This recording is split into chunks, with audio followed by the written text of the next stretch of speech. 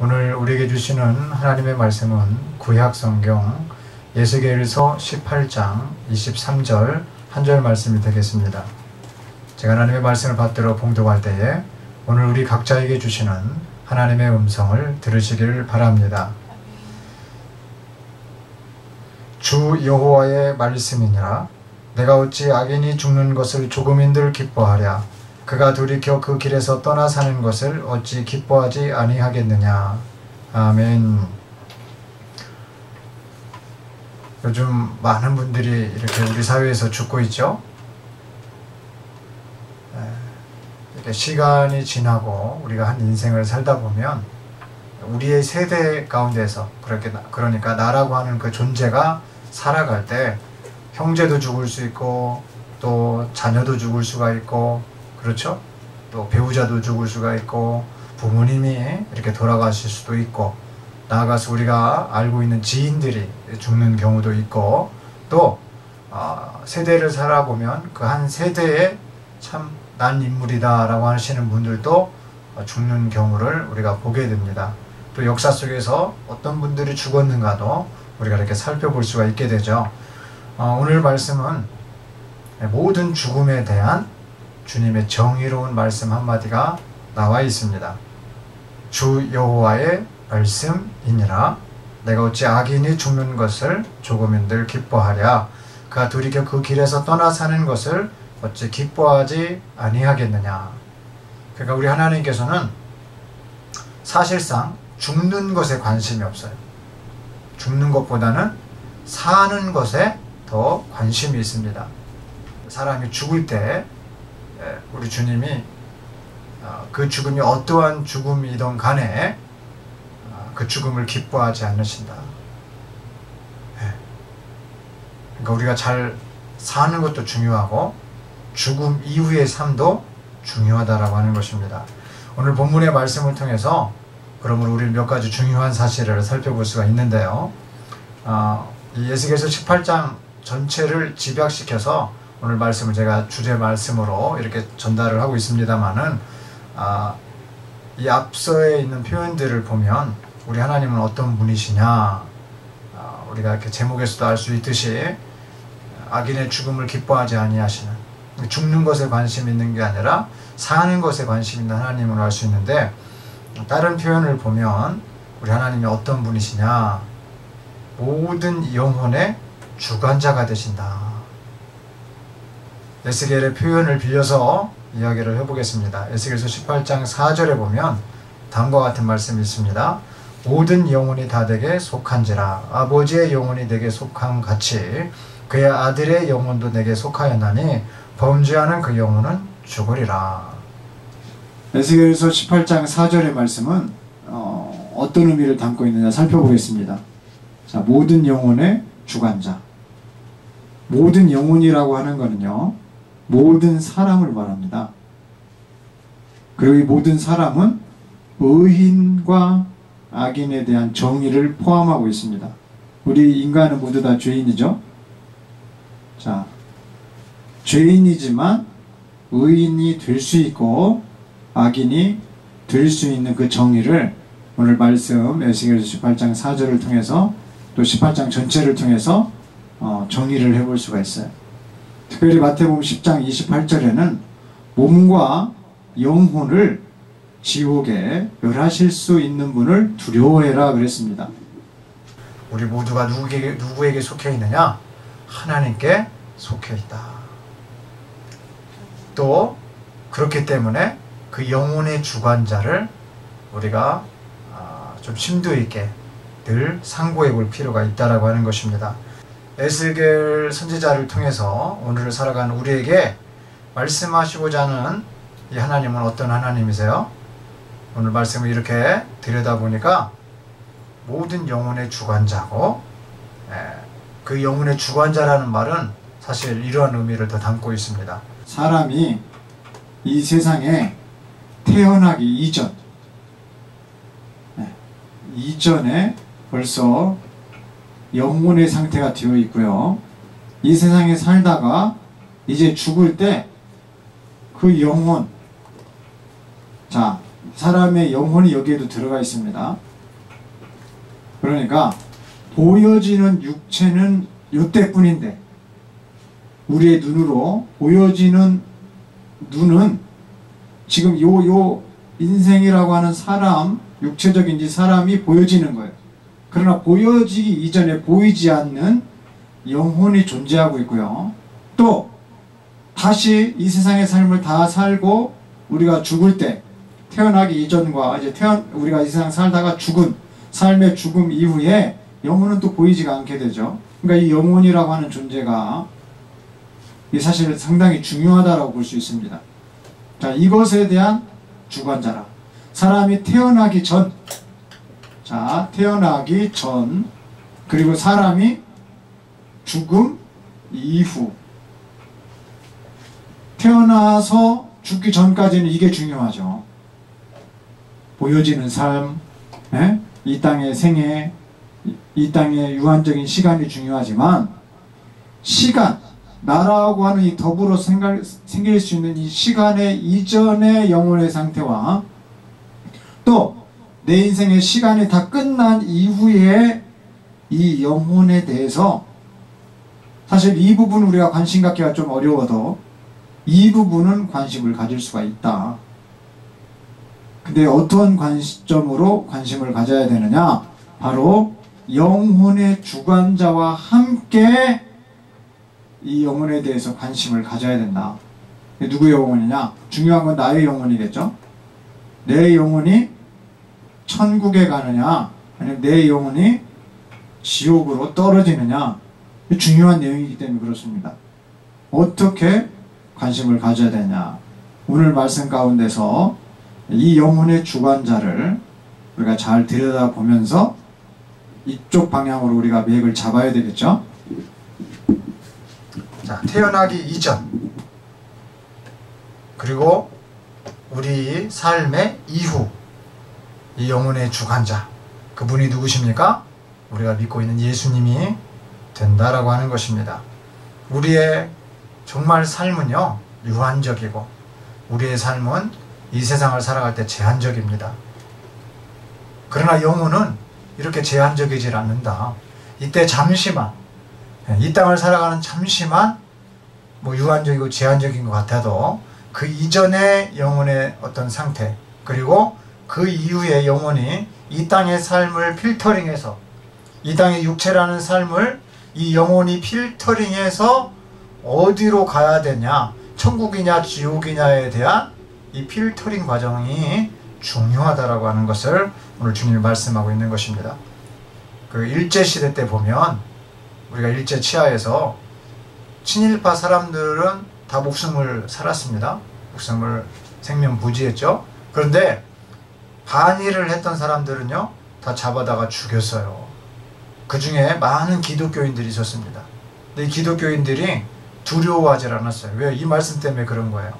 마태복음 오늘 10장 28절에 예수님이 말씀하셨던 이 내용처럼 너희들의 몸은 죽일 수가 있다. 그러나 몸과 영혼까지도 멸하실 수 있는 그분을 두려워해라. 그래서 일본을 두려워하지 않았어요. 누굴 두려워했어요? 하나님을 두려워했다라고 하는 것입니다.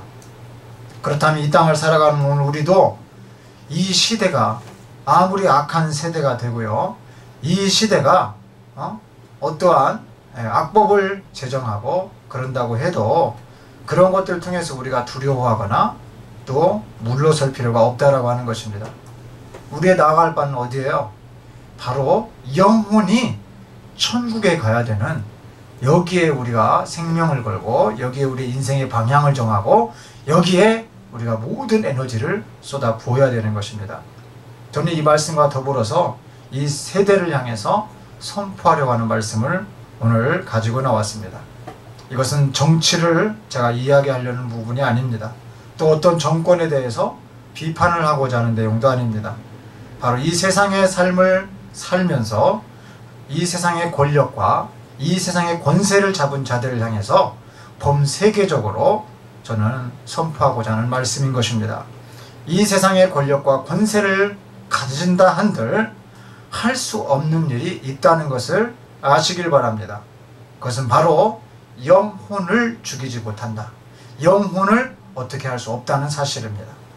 몸은 통제할 수가 있습니다. 삶으로, 여러 가지 제도로, 또 여러 가지 요소들로 그 사람을 통제할 수 있고 그 나라를 다스릴 수 있고 그 모든 권력을 유지할 수도 있습니다. 그러나 육체를 왈가불가할 수 있지만 바로 영혼을 죽이지는 못한다는 사실입니다. 몸은 통제할 수가 있습니다. 그러나 영혼만큼은 능히 통제할 수 없다는 사실입니다. 이 말은 그러므로 우리의 진정한 권력과 우리의 진정한 권세가 어디에 있는지를 보여줍니다. 이 땅의 권력, 이 땅의 권세, 이 땅에 가진 것은 이 땅의 몸만을 우리가 다스릴 수 있다는 것입니다. 그 몸에 대해서 주장할 수가 있다는 거예요. 그러나 몸과 영혼까지도 주장하실 수 있는 그 권력과 권세와 그 모든 것을 갖고 계신 분은 이 땅에서 찾아볼 수 없는 것입니다. 이 땅을 벗어난 바로 우리의 주 예수님에게 있다는 사실입니다. 바라옵기는 우리 영혼의 주관자, 우리가 태어나기도 전에 이렇게 지옥을 만드실 수밖에 없으셨던 그 하나님, 그리고 그 지옥의 영혼을 멸하실 수 있는 그 하나님을 우리가 두려워할 수 있길 바라고, 세상을 두려워하지 않는 그 믿음을 지니실 수 있기를 주님의 이름으로 축복합니다. 두 번째로는요, 의인은 반드시 살고 악인은 반드시 죽으리라고 말씀하시는 하나님을 살펴볼 수가 있습니다. 오늘 우리가 읽진 않았습니다만은 아까 18장, 에스겔 18장의 말씀을 가지고 우리가 나눈다고 했죠. 에스겔 18장 5절로 9절에 보면 의인에 대해서 이렇게 정의합니다. 어떤 분들이 그래요. 목사님, 의인에 대해서 어떻게 알 수 있습니까? 어떻게 악인을 쉽게 이렇게 규정합니까? 라고 말씀을 하시는데, 성경에 뭐 수없이 많은 말들이 나옵니다만은 저는 오늘은 에스겔 선지자의 말씀을 빌어서 제가 말씀드릴까 합니다. 자, 의인에 대한 정의부터 한번 살펴볼까요? 의인은 누군가? 의인은 어떤 사람들을 의인이라고 하는가? 에스겔서 18장 5절로 9절 말씀입니다. 사람이 만일 의로워서 정의와 공의를 따라 행하며, 자, 정의라고 하는 것이 뭐죠? 진리에 맞는 올바른 도리가 바로 정의입니다. 그래서 뭐 정의가 살아있냐, 뭐 정의란 무엇인가, 막 이런 책도 있고요. 정의감에 막 불타올라서 뭐 인권운동을 하거나 또 이 정의를 토대로 해서 막 법을 공부하거나 역사를 올바로 잡으려고 하거나 그러신 분들 많죠. 정의입니다. 자, 공의는 무엇입니까? 공의는 선악에 대해서 아주 공정한 제재를 하는 하나님의 마음을 공의라고 합니다. 소위 말하면 공평한 거예요. 악인한테도 공평해야 되고요. 또 선인한테도 공평해야 돼요. 즉 누구나에게 공평한 잣대를 대는 것을 바로 공의다라고 할 수 있습니다. 자, 사람이 의로워서 이렇게 정의와 공의를 따라 행하며, 그 다음 말씀 보겠습니다. 산 위에서 재물을 먹지 아니하며. 네, 오늘날 우리 한국 사회는요, 산에다가 이렇게 제의를 이렇게 펼쳐놓고 제사 지내놓고요, 어떻게 합니까? 거기서 음식물을 이렇게 먹죠. 막 소주를 뿌리고 막걸리를 뿌리고 뭐 이러신 분도 있고, 막 제사를 지내고 나서 음식을 먹기도 하고, 뭐 부모님이 좋아했던 거라고 하면서요, 그렇게 막 하고 이렇게 뒤풀이처럼 하는 경우가 있는데, 그런 걸 말하는 거예요. 산 위의 재물을 먹지 아니하며, 이스라엘 족속의 우상에게 눈을 들지 아니하며, 이웃의 아내를 더럽히지 아니하며, 월경 중에 있는 여인을 가까이 하지 아니하며. 계속해서 보겠습니다. 사람을 학대하지 아니하며, 빚진 자의 저당물을 돌려주며, 강탈하지 아니하며, 줄인 자에게 음식물을 주며, 벗은 자에게 옷을 입히며, 별일을 위하여 꾸어주지 아니하며, 이자를 받지 아니하며, 스스로 손을 금하여 죄를 짓지 아니하며, 사람과 사람 사이에 진실하게 판단하며, 내 율례를 따르며 내 규례를 지켜 진실하게 행할진대 그는 의인이니 반드시 살리라. 주 여호와의 말씀이니라. 자, 주님이 의인에 대한 규정을 했습니다. 자, 우리가 살펴볼 수 있는 많은 내용들이 있는데, 오늘 에스겔서 18장 5절부터 9절의 내용을 이렇게 보면 참 일단 하나님 말씀과 관련된 내용이 있고, 두 번째는요 우상 숭배와 관련이 있고, 그렇죠? 그 다음 세 번째는 어떤 거예요? 여자들에 대한 거, 약자들에 대한 내용들이 나와 있죠. 오늘날 올바른 가정을 갖고서도 아내가 있어야 된다는 등, 애인이 있어야 된다는 등, 첩리이야기, 세상 말도 안 되는 이야기들을 막 하고 있죠. 그러니까 여자 입장에서도 당신도 애인이 있으면 나도 애인이 있다, 이렇게 해가지고요 서로가 이렇게 가정이 파탄나고 이런 수많은 갈등들이 지금 존재합니다. 그렇게 안 하는 게 의인의 지금 삶이라고 하는 거죠. 더 나아가서 이렇게 여인을 대하는 태도도 나와 있고, 또 오늘날 많은 사회가 갑론을박하고 있습니다. 그 중에 갑론을박하는 내용 중에 하나가 무엇입니까? 갑을병정 시스템이죠. 갑질을 한다, 일명. 오늘날은 또 반대로 을질을 한다, 이렇게 서로 비하하고 비판하고 막 이렇게 하고 있는데, 그 가운데는 뭐가 있습니까? 이렇게 학대라는 것이 있는 거죠. 학대.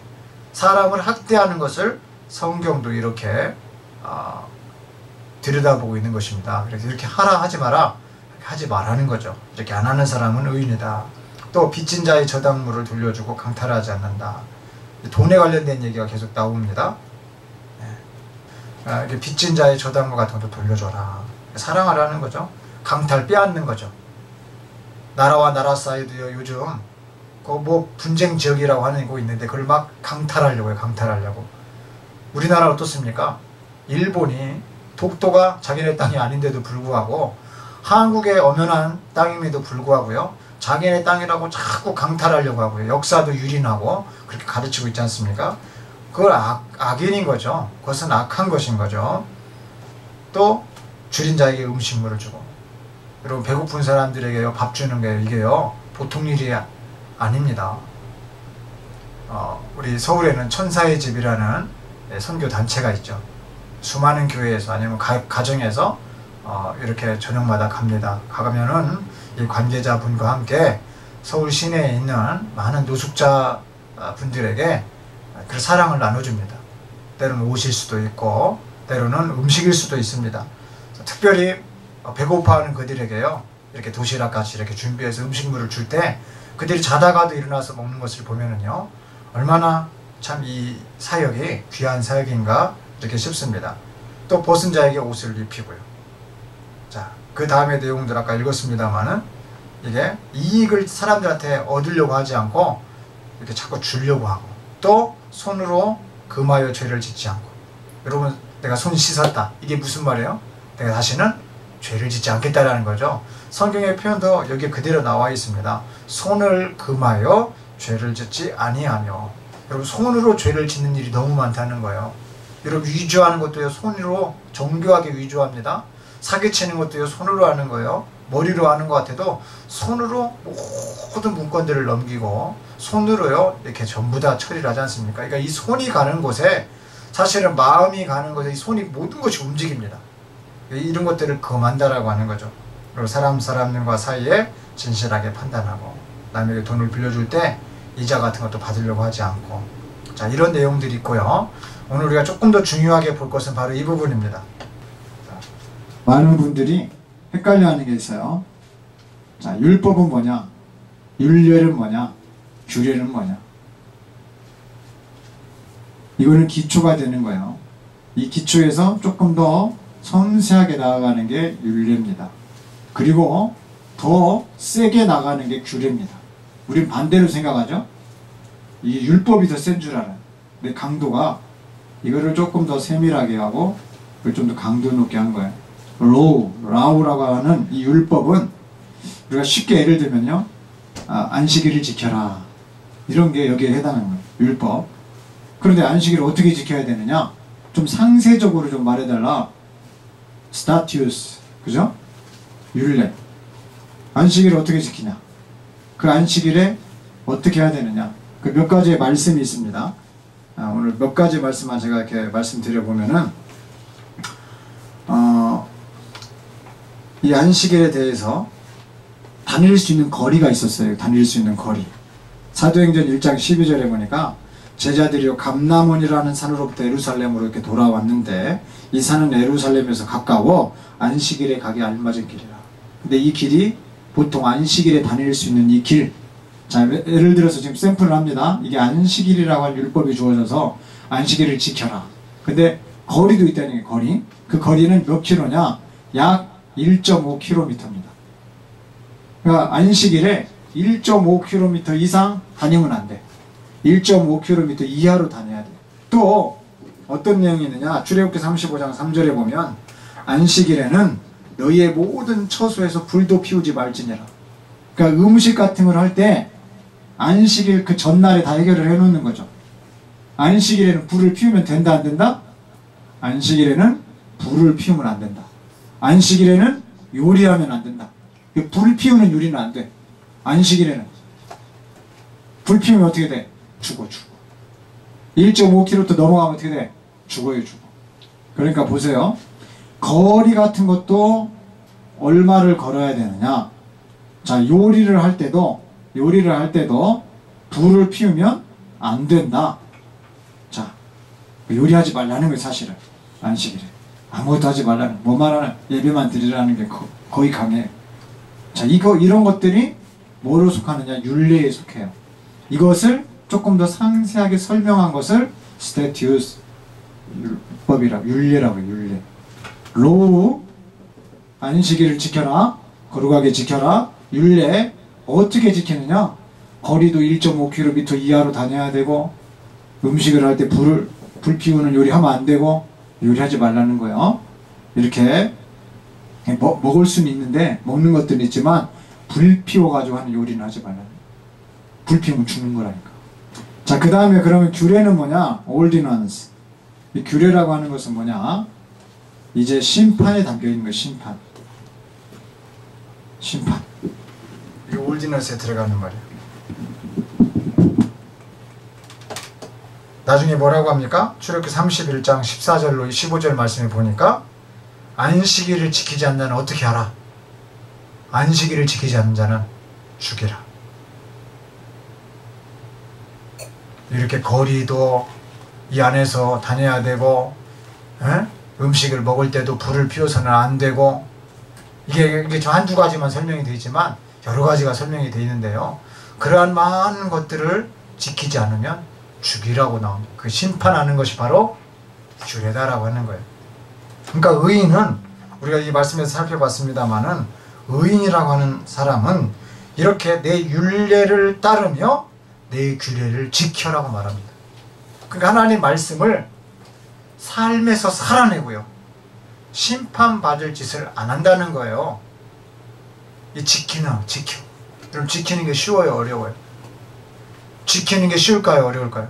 어려워요. 그럼 이런 사람은 어떻게 된다? 반드시 살리라. 이게 의인이라는 거예요. 의인에 대한 지금 정의가 나오고 있다는 것입니다. 근데 놀랍게도요, 여러분 보세요. 에스겔서 18장 10절로 13절에는 의인의 후회 중 악인에 대한 이야기가 나옵니다. 쉽게 말하면 아빠는 의인이에요. 근데 이 의인인 아빠가 아들을 낳는데 그 아들이 악인이에요.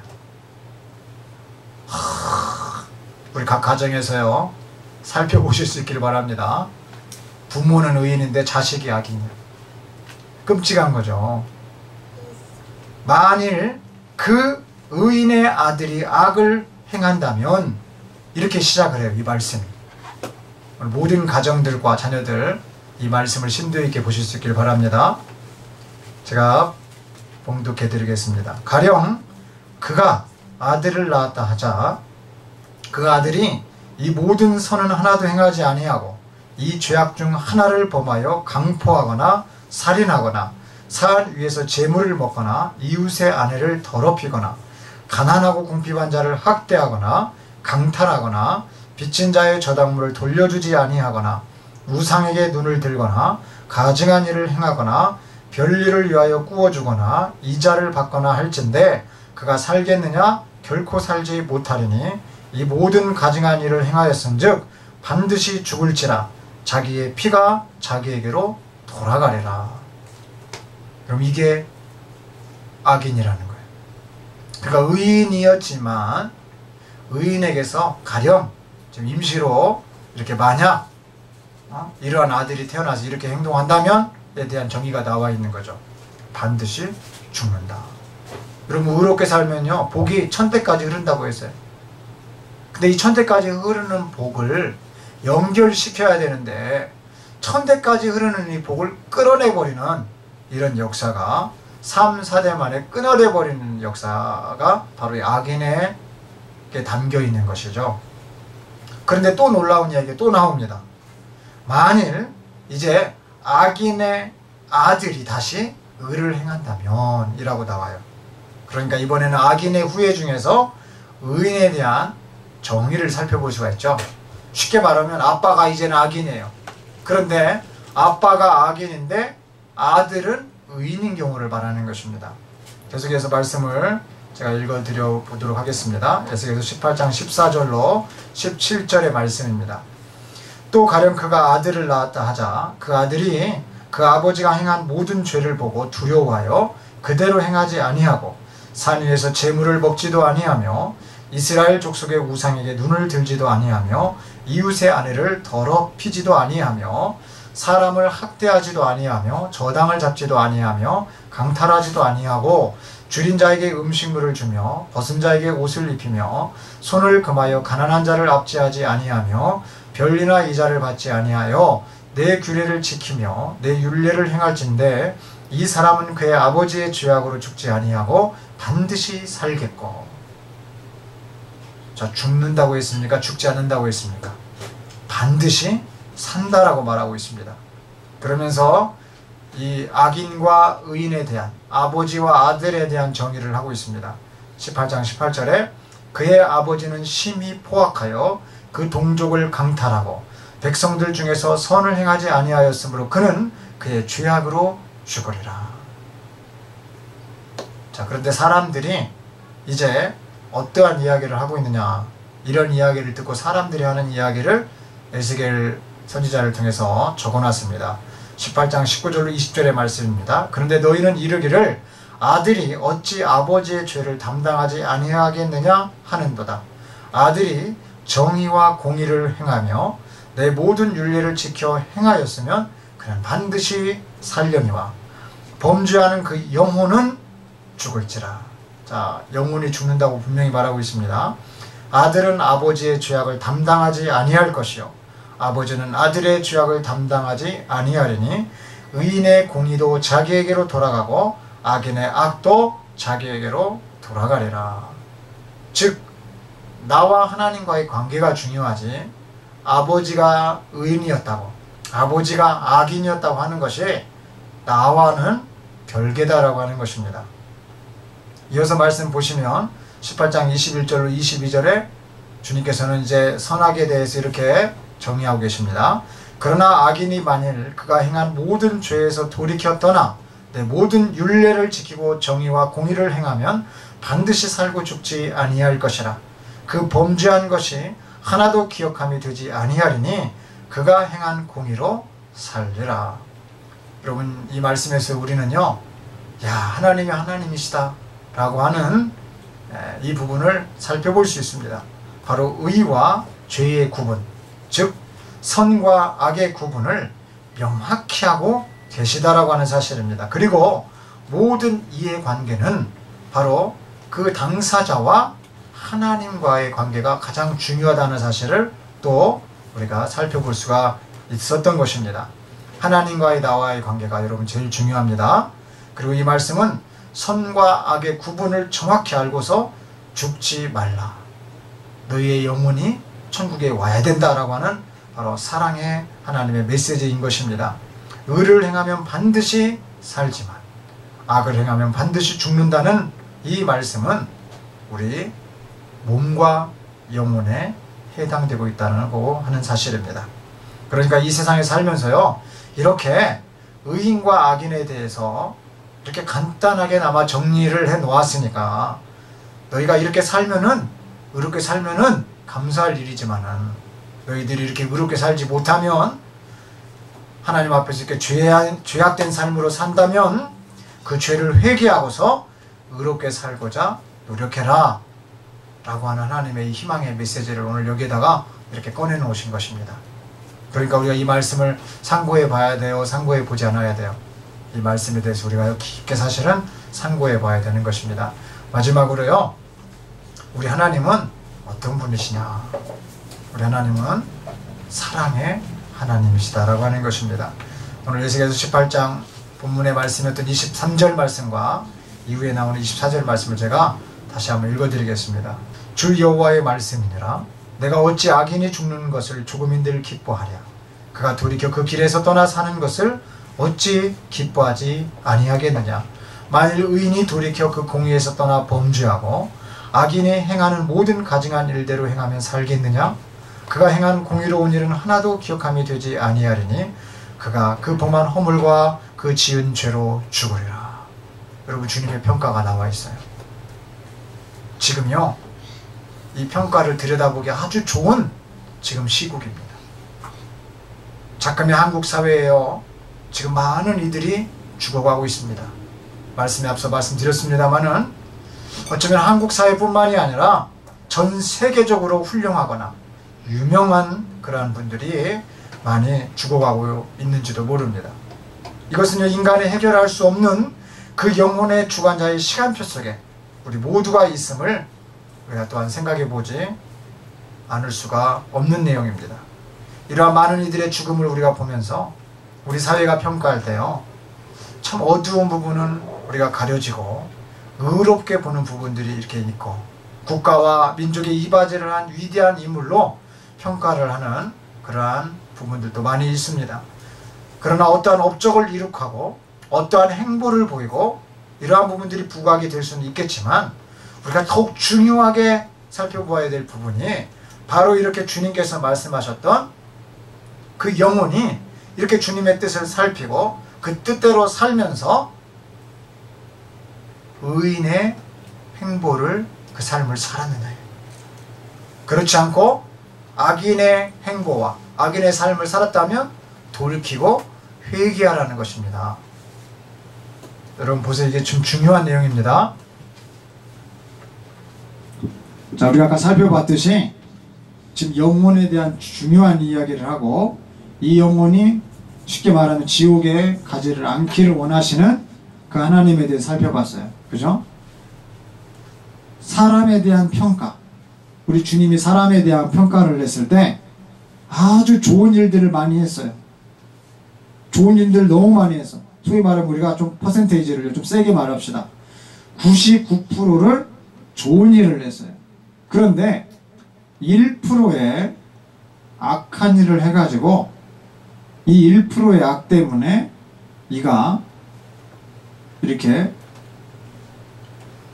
죽는 것을 주님이 간구하지 않으신다는 거예요. 이 1%의 악. 예. 그럼 이 공의로웠던 거, 이 선한 업적이요, 이 1%라고 하는 이 악 때문에 와르르 무너진다는 거. 우리 주님은 이렇게 평가해요. 이것이 의인이 죄인 된 것을 말합니다. 근데 반대로 우리 주님은 이제 죄인이요, 또 악을 99% 행합니다. 이게 악이에요. 악을 99%를 행했는데 이 사람이 그 악에서 돌이켜가지고 이제 의를 행하려고 노력을 해요. 돌이킵니다. 돌이키질 않는 거죠. 이거 하나가 발목을 잡은 거. 이거 돌이키니까 주님이 어떻게 하시냐면은 내가 이 죄 때문에 이것을 아예 모른다라고 하시는 거거든요. 근데 이 죄인에 대해서도요, 이 1%의 이 돌이키는 거. 그럼 사람이 살면서, 이게 좀 극단적인 비유가 될 수 있겠습니다만은, 사람이 한 90년 인생을 산다고 해봐요. 그래서 내가 쭉 달려오다 보니까 89년 11개월을 악하게 살았어. 근데 1개월 때 막 은혜를 충만하게 받아가지고 그 89년 11개월을 회개한다고 생각을 해봐요. 지금 그런 관점. 제가 극단적으로 말씀드립니다만은 오늘 주님의 평가도 죄를 99% 짓고 1% 회개하면 이 회개를 주님이 귀하게 보셔가지고 내가 이 죄를 없이 해주겠다라고 하는 것이에요. 그래서 이것은 죄인이 의인이 되는 그런 양태를 보여주는 것이죠. 이 말씀이 바로 오늘 말씀입니다. 이 말씀이 오늘 주님의 말씀이에요. 악인이 죽는 것을 조금인들 기뻐하랴. 그가 돌이켜 그 길에서 떠나 사는 것을 어찌 기뻐하지 아니하겠느냐. 의인이 돌이켜 그 공의에서 떠나 범죄하고 악인이 행하는 모든 가증한 일대로 행하면 살겠느냐. 그가 행한 공의로운 일은 하나도 기억함이 되지 아니하리니 그가 그 범한 허물과 그 지은 죄로 죽으리라.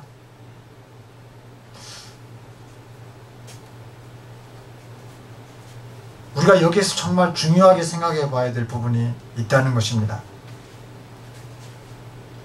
그것이 무엇입니까? 공의를 이룩하고 좋은 일을 하고의 포커스가 있지 않다는 거예요. 대단한 일이지만 훌륭한 일이고 업적이고 나라와 민족 앞에서도 대단하고 이렇게 중요한 평가가 될 수 있는 일이지만 조그만 과오, 이것이 큰 과오가 될 수도 있고요. 그렇죠? 어떤 과오든지 간에 이거를 회개하면 주님이 기뻐하신다는 거예요. 근데 우리 지금 사회가 여기에 키포인트가 없다는 거예요. 사람이 죽으면 이쪽에만 포커스를 맞춥니다. 이쪽에만. 그러니까 과오 쪽이나 죄를 지은 부분이나 허물에 포커스를 안 두는 거예요. 우리 주님은 여기에 포커스를 둔다는 거예요. 업적 잘했다라는 거예요. 그런데 이 업적이 돋보이기 위해서는 어떻게 해야 되느냐? 이 과오, 죄가 없어야 된다는 사실인 것입니다. 성경은요, 우리 모두가 사실은 피해자라고 말하죠. 왜요? 우리가 죄인이기 때문에 그렇습니다. 사람이 피해자예요. 우리 인생 모두가, 이 땅을 살아가는 우리 모두가 사실 피해자입니다. 그럼 그 가해자가 누굴까요? 진정한 가해자는 우리 사람 뒤에 숨어가지고 우리의 영혼을 노략질하고 우리의 영혼을 파괴하며 우리의 영혼을 지옥으로 끌고 가고자 하는 사단 마귀 원수가 바로 가해자인 것입니다. 사단 마귀에게는요, 이처럼 우리 하나님에게 있는 이 영혼에 대한 사랑, 이 영혼에 대한 이해와 긍휼, 이 영혼에 대한 용서가 그 구속이 없는 것입니다. 그 마음이 없어요. 그렇기 때문에 이 영혼 사랑에 대한 이해와 긍휼, 용서와 사랑에 대해서 반대하는 그런 반대되는 짓만을 일삼는 것입니다. 하나님을 사랑하고 내 이웃을 내 몸처럼 사랑하라 라고는 이 새로운 계명에 정반대의 행보를 갖게 하는 것입니다. 마치 배가 고플 때요, 어떤 생각이 듭니까? 내가 밥을 먹어야 되겠다. 그래서 막 육체가 밥을 먹잖아요. 그래서 그런 육체적 활동을 하잖아요. 그와 마찬가지입니다. 사단 마귀는요, 우리 생각을 통해서 우리 영혼을 파멸시키고 우리 육체를 주장하려고 하고 있습니다. 그래서 죄인으로 태어나서 의롭게 살다가도, 에스겔서에서 나왔던 말씀처럼 의롭게 살다가도 이런 조그마한 죄 하나 때문에 악인으로 하나님의 심판의 말씀을 이렇게 올무를 씌워가지고 지옥으로 데려가려고 하고 있습니다. 저는 오늘 이 말씀을 우리가 나누면서 우리 모두가 하나님의 마음을 갖기를 주님의 이름으로 축복합니다. 악인의 죽음을 조금 더 기뻐하지 아니하시는 그 하나님의 마음, 인간의 죄를 보시고 십자가를 지시고 이해와 긍휼과 용서와 사랑으로 우리의 영혼이 살기를 바라시며 그 영혼의 살 길을 열어주신 그 십자가를 지신 그 예수님. 그러므로 오늘 살아가는 우리가 사단 마귀의 미혹으로부터 인하여 악인된 모습들을 회개하고 죄의 삶을 지향하며 하나님의 사랑의 마음을 깨달아 늘 죄를 회개하고 영혼이 잘 되어서 지옥의 가지를 안고 천국에 갈 수 있도록 주님을 더욱더 의지하고 말씀대로 순종하며 승리의 삶을 사는 하루하루가 되실 수 있기를, 또 이 땅에 수많은 죽어가는 이들의 영혼들을 바라보면서 그들이 회개하고 주님의 사람으로, 의인의 모습으로 그렇게 주님 앞에 설 수 있기를 우리는 기도해 줄 수 있어야 됩니다. 기도하겠습니다.